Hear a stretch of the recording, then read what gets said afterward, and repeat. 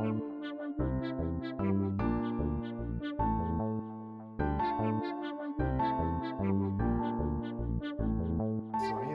cámara. Hola, soy Alberto Altini, socio fundador junto a Marina Martín del Departamento Estudio, y esto es Tuétano.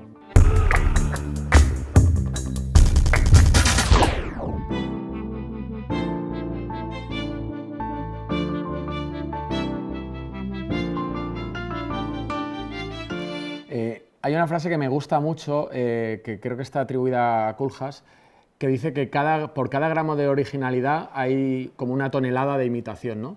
Creemos que el imaginario colectivo, desgraciadamente, tiene mucho que ver con esa tonelada de imitación, ¿no? Con lo cual nosotros tratamos de conectar y dar respuesta a eso, pero centrándonos sobre todo en ese gramo de originalidad. Más que imaginario colectivo, nos gustaría hablar, en nuestro caso, o en el propio nuestro, como nuestra trastienda, ¿no? ¿Qué hay en nuestra trastienda, en el departamento, en nuestro estudio? Pues utilizamos una analogía que me parece muy bonita, en la que imagino como a un anciano que tiene como un puesto muy pequeñito en la ciudad, que es relojero y que va a la gente como a buscarle, ¿no? a buscar ayuda a todo tipo de problemas. Hay veces que los problemas son directamente relacionados con el reloj y hay veces que no necesariamente tienen que ver con el reloj.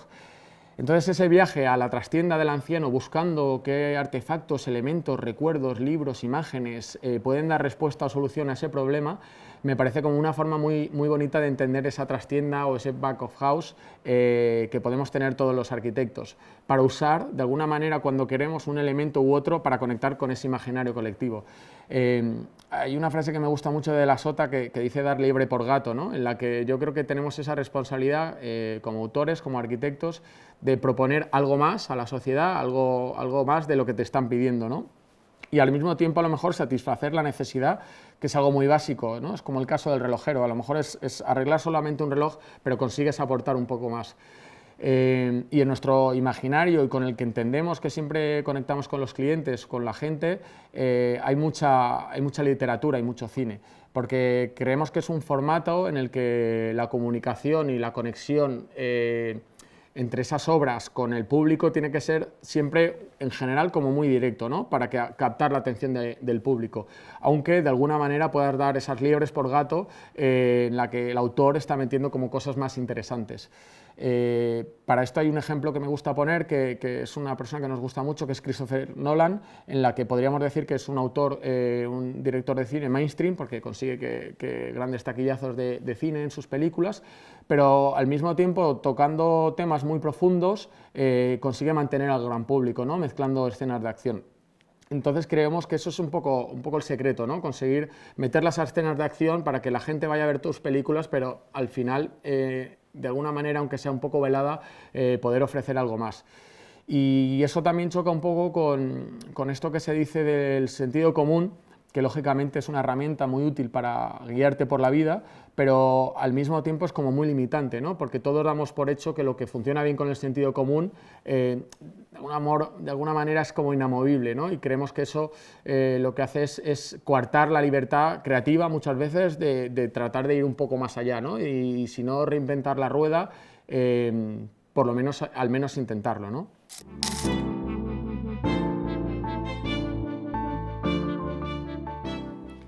Bueno, yo creo que la referencia para nosotros podría decir que trabaja a 3 niveles de profundidad, ¿no? Hay un nivel más profundo que nunca toca la superficie, que es a nivel referencias externas. Dentro del estudio, mi socia Marina y yo, cuando afrontamos un proyecto, hay ciertas referencias que cruzamos entre nosotros y sabemos muy bien lo que tenemos en mente, ¿no? El uno y el otro, para seguir tirando de ese hilo. Hay un siguiente grado de profundidad que sí que sale a la superficie muchas veces, que es la que probablemente enseñamos al cliente, en muchos casos, en la que, aun siendo una referencia abstracta, nos sirve muy bien como para comunicar ideas, ¿no? Por poner un ejemplo, recuerdo un proyecto hace no mucho en el que la referencia era la transición española como estado de ánimo, ¿no?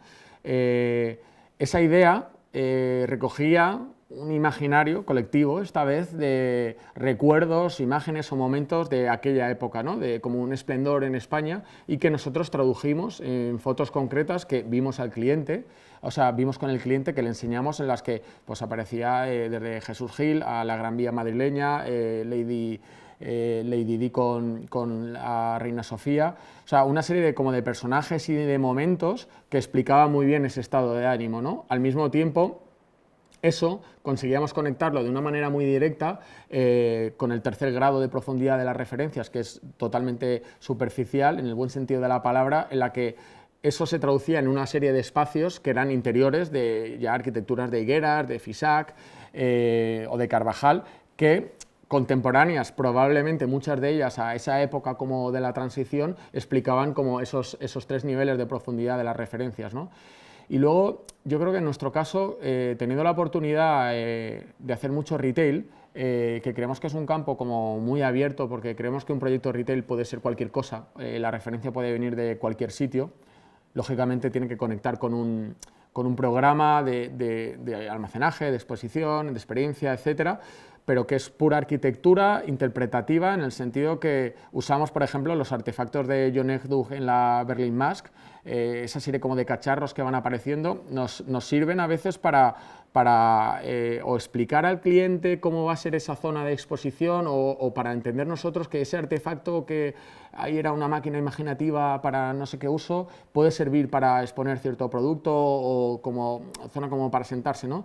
Entonces, esas ideas abstractas o esas formas abstractas, con esa referencia traducida luego a través de una dialéctica que el cliente pueda entender, pues nos resultan muy útiles, ¿no? Para enseñar para ordenar nuestras ideas y también para enseñárselo al cliente.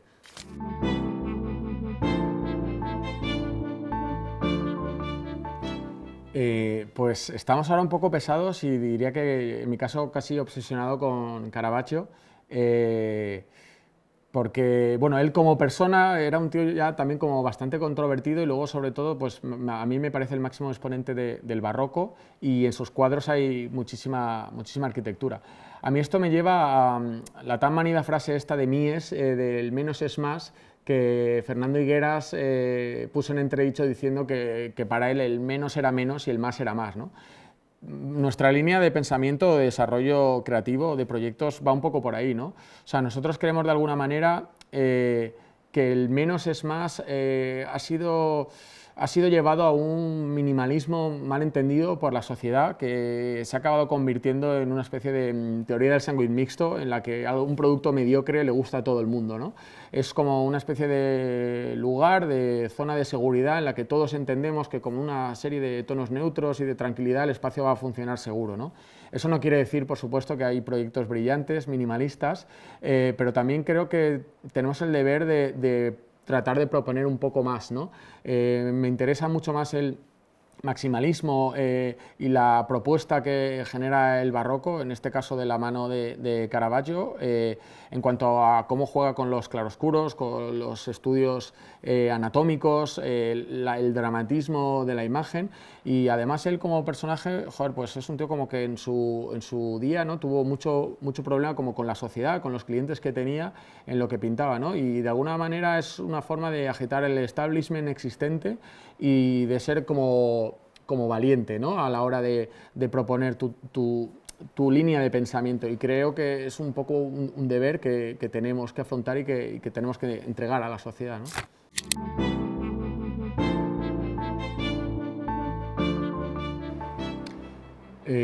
Las primeras referencias son dos, y no son formales, ¿no?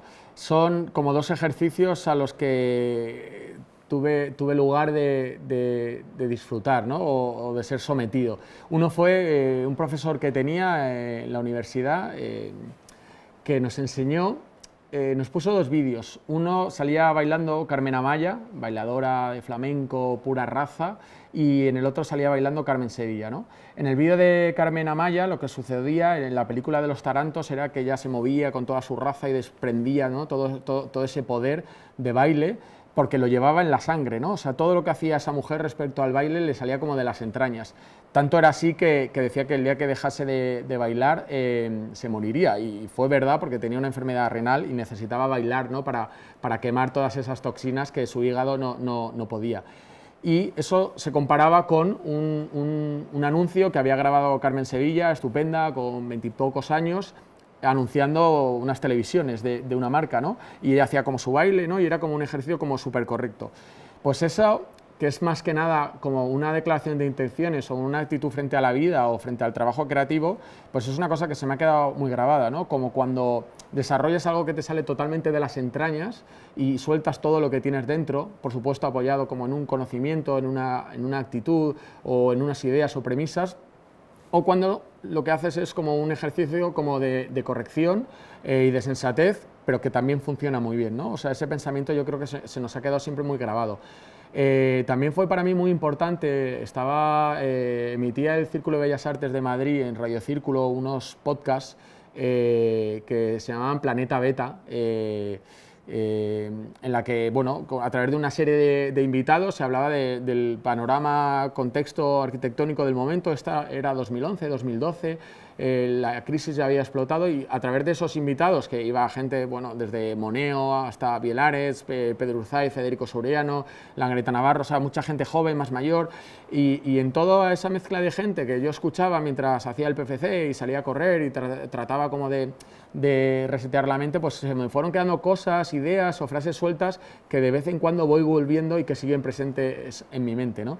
Y para hablar de algo como más formal, digamos que yo creo que los primeros así como arquitectos o dibujos que me interesaron de verdad, sin duda fue Miralles, porque al final, bueno, yo creo que esa forma de dibujar sin valoración de línea, en la que con el dibujo se conseguía comunicar tantísimo, me ha parecido absolutamente fascinante, más allá del talento para crear esas formas y de la complejidad de los proyectos, ¿no? Proyectos que cuando me empecé a fijar en ellos no entendía, y que con el tiempo he ido entendiendo mejor, y que seguro que con el tiempo conseguiré ir viendo más, ¿no?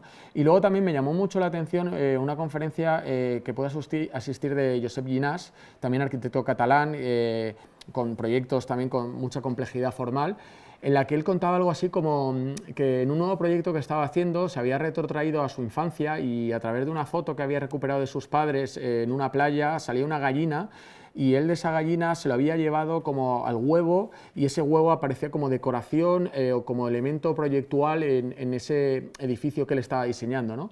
Y eso que en el momento yo, como digo, no entendí, o me pareció incluso banal, con el tiempo he ido madurándolo y me he dado cuenta que él estaba hablando quizás de ese maximalismo que comentábamos antes, ¿no? O de ese retorno al ornamento, pero como forma de propositiva, ¿no? De desarrollo, de proponer algo de verdad que vaya un poco más allá. Y esto también lo vinculo de manera totalmente contemporánea con Thomas Heatherwick, un arquitecto amateur, porque creo que no es arquitecto de formación, que habla últimamente mucho de esa pandemia de edificios anodinos que tenemos por el mundo, en la que todos son como edificios, ¿no? Como de oficinas, todos se parecen unos a otros, ¿no? Jolín, pues ¿dónde se ha quedado todo ese preciosismo, esa dedicación que había en el barroco, en el Renacimiento? Y creo que es muy importante, ¿no? Y creo que también que el arquitecto, de alguna manera, tenemos que ser un poco ese hombre renacentista en la que eres capaz de enfrentarte a todo tipo de problemas, ¿no? O sea, es que puede ser válido ese océano de sabiduría con un palmo de profundidad, ¿no? Para mí es absolutamente válido. Oí hace poco una frase que decía, me gustó mucho, que especializarse es para los insectos. Y es verdad, ¿no? O sea, yo creo que el ser humano y el arquitecto debe como tratar de estar un poco a muchas cosas y tratar de dar respuesta a muchas cosas, saber de rodearse de otros profesionales que te ayuden a dar respuesta a esas cosas, pero creo que ese es de verdad el camino como para transgredir esa línea y poder aportar un poco más. Este dibujo de Paul Rudolph me parece fascinante porque, bueno, es una sección fugada, pero tiene tanta complejidad que me lleva una sensación que siempre me ha gustado mucho disfrutar desde pequeño, Yo siempre quise ser arquitecto desde muy pronto y yo creo que siempre he tenido como bastante visión espacial, pero me gustaba mucho y me sigue gustando a día de hoy como recorrer los espacios sin ir haciéndome en la cabeza como el plano mental, ¿no? De esto gira, esto vuela sobre esta zona, esta escalera que hay atrás, sino dejarme un poco llevar porque creo que hay un misterio ahí como amateur de no entender el espacio que me parece como muy divertido, ¿no? Y creo que esta referencia y este trabajo y el trabajo de Paul Rudolph en general, que trabaja la sección a todos estos niveles, con estos pequeños entresijos y tal, representa muy bien ese juego y me parece apasionante. Bueno, es que a mí el metabolismo japonés me va a enamorar siempre. Tiene ese gradito como de fealdad, pero como casi retro también, lógicamente por la época, ¿no? Pero que al mismo tiempo es futurista, ¿no? Y un futurismo como que no pasa de moda. Entonces es un lugar al que queremos volver siempre cuando queremos hacer algo como muy distinto, ¿no? O como romper con algo. Esa forma de como de repensar o inspirarte en la naturaleza, esa como construcción modular que puede crecer como hasta el infinito y conquistarlo todo, ¿no? Lo juntamos con la peli de Akira, o sea, pasan tantas cosas en este tipo de proyectos que a nosotros siempre como que nos respiran eso, ¿no? Como mucha genialidad. Bueno, esto lo hemos comentado antes, o sea, en el caso de la Berlin Mass de John Eckduk, pues bueno, todos estos artefactos a mí nos sirven mucho, ¿no? Cuando estamos como un poco perdidos y tal, estas formas, esta máquina que hace esto, ese conducto que sube con el otro y tal, son como mini arquitecturas, como elementos que van aterrizando que sirven para eso, ¿no? Como para muchas veces articular ideas o ser la semilla de una idea que va a derivar en otra cosa, ¿no? Entonces son lugares comunes estos artefactos a los que volvemos buscando inspiración. Esto me gusta probablemente porque es una mezcla entre dar respuesta a un hipotético problema y en que es bastante hortera. O sea, estos son unos búnkeres que hay una serie de gente, de millonarios en Estados Unidos, por supuesto, que se han construido para el fin del mundo, que igual llega pronto, y que ellos se han dedicado como a juntarse ahí con todos sus intereses y como sus propias vidas, es como las tumbas estas de los faraones del antiguo egipcio, ¿no? Y de repente los vas explorando y bueno, hay una imitación ahí como de una ventana a un prado, de repente se dan cuenta que les va a venir muy bien tener una pared escalada. Es como repensar de alguna manera, ¿no? Ese ejercicio de decir, ostras, si de repente se apagara todo el mundo y tuviera que meterme bajo tierra, ¿qué cosas me llevaría conmigo? Y al mismo tiempo, pues constructivamente y arquitectónicamente nos parece como muy, muy estimulante. Este proyecto, esta planta de TEDA Architectes, nos parece como, o sea, una locura, ¿no? O sea, creemos que cada vez que la revisitamos encontramos una cosa nueva. Tiene varias cosas. Una de ellas es como a través del dibujo cómo puedes comunicar tantísimo, ¿no? Como a través del grafismo y de cambiar un poco los patterns del dibujo en el pavimento, cómo vas creando como un mundo, ¿no? Como distintas estancias, cajas dentro de cajas. Al mismo tiempo tiene un cuidado de dibujar cada elemento de la casa, como la mesa parece desordenada, como los patios, la vegetación, que es una cosa que cuando hemos dado clase en arquitectura, a mis alumnos siempre les he dicho que dibujen, ¿no? Que no cojan bloques de AutoCAD, sino que ellos dibujen, porque de alguna manera no podemos dejar que la herramienta, sea el CAD, sea Revit, condicione lo que puede dar de sí el arquitecto, ¿no? Y volver un poco atrás y dibujar, que creo que es una cosa que hace mucho TED Architectes, te lleva como a repensar muchas cosas y a complejizar tus diseños o proyectos. Este proyecto es un proyecto de Olafur Eliasson que tiene que ver con una exposición. Si digo la verdad, me crucé con él porque me gusta mucho toda su obra y es un poco como lo que comentaba antes de no querer entender los espacios. No quise investigar demasiado con qué tenían que ver las formas, porque me gustaba tanto esta abstracción que no quería saber, quería mantener como este amor platónico. Sé que tiene que ver como con un entendimiento del recorrido andando a través de este espacio que vemos en planta y de cómo el observador, que es el que se mueve y no el edificio, va influyendo de alguna manera en esta performance o construcción temporal, ¿no? Y también me parece muy inspiradora por el hecho de que estos elementos que da la sensación de que se han juntado, se han pegado en algunas partes, que no sabemos muy bien lo que son, podrían dar lugar a muchas cosas, ¿no? O sea, yo creo que ahí podríamos ser capaces de encajar la planta de una casa, la planta de un espacio retail, Y esa forma de entender la arquitectura, de que muchas formas pueden dar lugar o servir a muchos programas, nos parece muy interesante. Bueno, esto, Juan Genovés, hemos elegido este, pero podríamos haber elegido cualquier otro de estas series.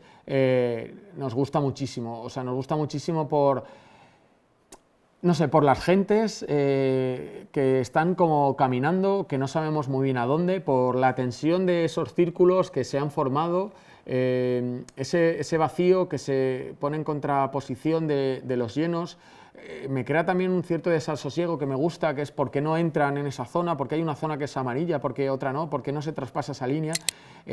A interpretación propia, esto es como la peli de Buñuel, ¿no? De que no puedes salir de la habitación, parece que es eso, ¿no? Que no se puede entrar en el círculo y nadie sabe muy bien por qué, ¿no? Y bueno, cuenta muchas cosas este cuadro y joder, nos parece súper interesante.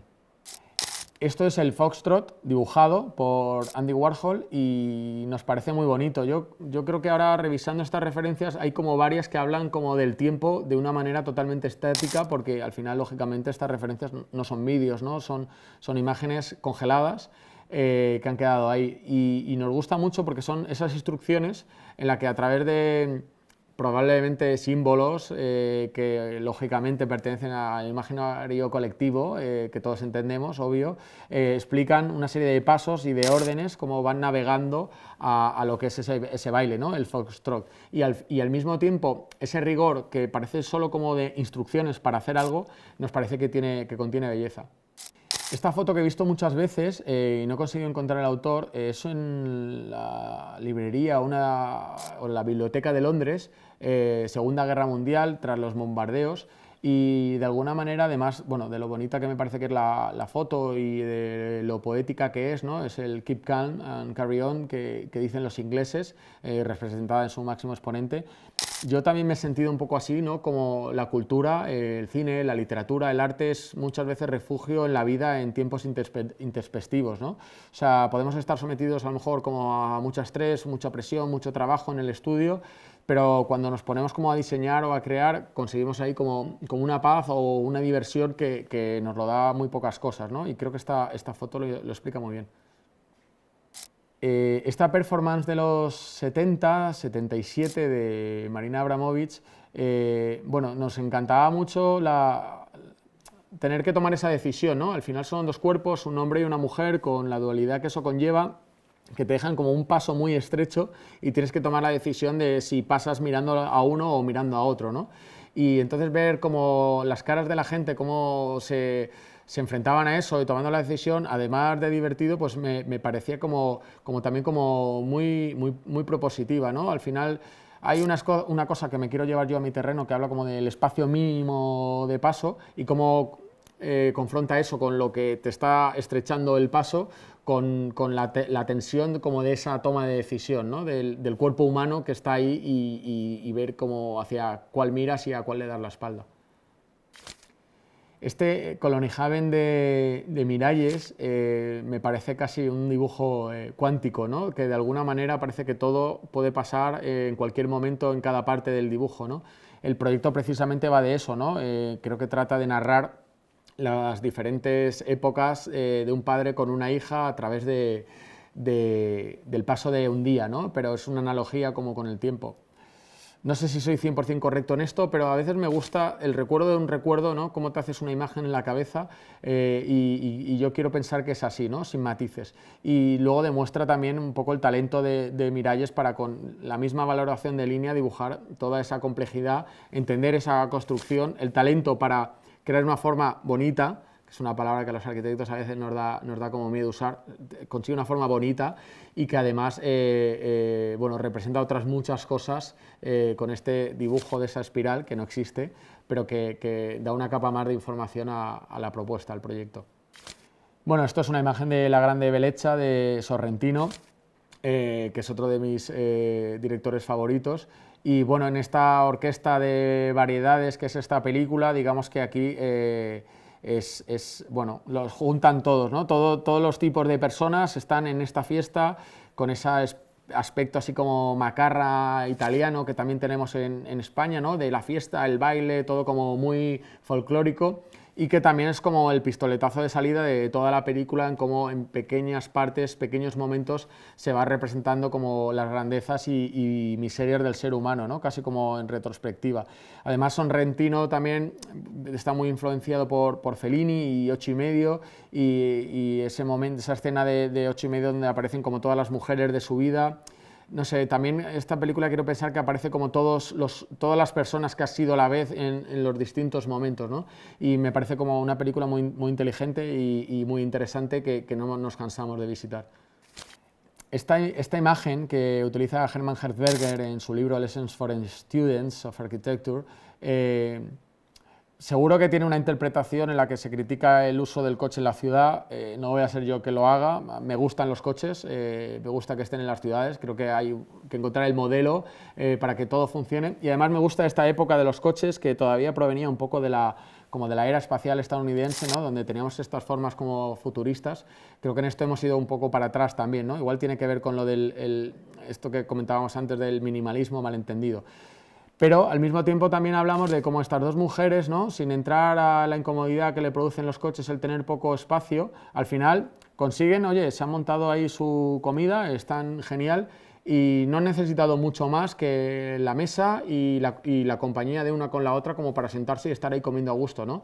Y esto habla para mí de los grandes esfuerzos que a veces hacemos los arquitectos por crear espacios que provoquen ciertas cosas, y sin embargo hay veces que se provocan ciertas cosas apenas sin esfuerzo o de una manera como totalmente casual, ¿no? Lo que me lleva a pensar que creo que muchas veces funciona muy bien ser más natural que dogmático, ¿no? para llevar a cabo la arquitectura. Bueno, esta referencia de Hardrucker & Co. Nos encanta. Todo lo que tenga que ver con burbujas, Prada Pool, inflable, transparencias, siempre nos parece fascinante. Y en este caso, bueno, pues el hecho de que salga de una fachada que recoge esa palmera volante, casi vanguardia, surrealista, dadaísta, pues nos parece muy emocionante, ¿no? Y nos lleva un poco también a eso de reinventar la rueda o repensar ciertas cosas, ¿no? O cómo podemos llevar esto, que es una performance artística, a la arquitectura y hacer un proyecto brillante, ¿no? Entonces, esta forma de cruzar referencias de otros mundos y tratar de meterlas a la arquitectura, pero sin complejos, creemos que es muy útil y nos gusta mucho.